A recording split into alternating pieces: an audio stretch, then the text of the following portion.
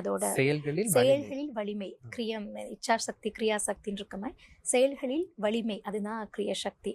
அப்போ அந்த அந்த லோகோவும் பார்த்தீங்கன்னா ஒரு யானை வந்து தும்பிக்கையில் வந்து ஒரு செங்கோல் ஏந்திருக்க மாதிரி தான் என்னோட லோகோவும் இருக்கும். ஏன்னா அந்த காலத்தில் பார்த்தீங்கன்னா மாதவி நடனம் புரியும் பொழுது சிலப்பதிகாரத்தில் அவங்க வந்து தலைக்கோழி பட்டம் பெற்றாங்க அப்படின்னா ஒரு நல்ல நடன மணி அவங்க இருக்காங்க, அவங்க மேடை ஏறுறாங்கன்னா அந்த காலத்தில் எவ்வளோ தூரம் அது மதிக்கப்பட்டுருச்சுன்னு பாருங்கள். அந்த நடன மணி வந்து நடனம் ஆடின பிறகு அவங்களோட அரங்கேற்றம் நடந்த பிறகு அவங்களுக்கான அவார்ட் அதான் என்ன இருந்ததுன்னு பார்த்தீங்கன்னா ஒரு அரசர், அந்த நாட்டோட அரசர் இன்னொரு நாட்டில் போய் அந்த யுத்தம் அந்த வாரை வின் பண்ணதுக்கு அப்புறமா அந்த இன்னொரு நாட்டு அரசரோட செங்கோலை எடுத்துகிட்டு வருவாங்க.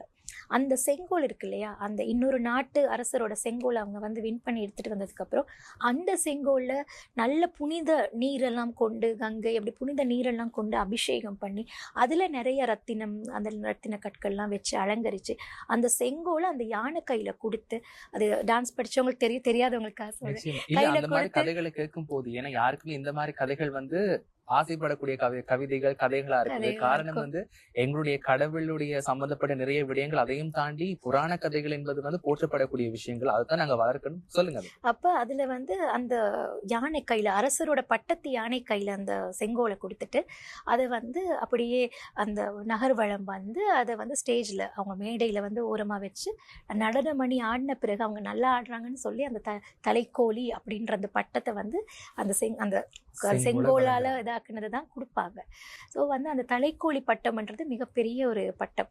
அப்போ வந்து நம்ம வந்து அந்த அந்த அளவு உண்மை ஓப்பனாக சொன்னால் அந்த அளவு மாதவி அளவு நுணுக்கங்களோ விஷயங்களோ நமக்கு தெரியாது. நம்ம வந்து எல்லாமே யாருமே வந்து பெர்ஃபெக்ஷன் கிடையாது. நமக்கு தேவை வந்து நம்ம பெர்ஃபெக்ஷன் ஆகிறதுக்கு நம்ம ஒரு ப்ரோக்ரஸ்லேயே இருக்கணும், நம்ம முயற்சி பண்ணணும், எந்த நேரமும் முயற்சி பண்ணிகிட்டே இருக்கணும். ஸோ என்னோட முயற்சி, நான் அந்த மாதிரியான ஒரு விஷயத்தை நான் அந்த மாதிரி என்னோட மாணவர்களை உருவாக்குறதுக்கு நான் முயற்சி எடுத்துக்கிட்டே இருப்பேன்.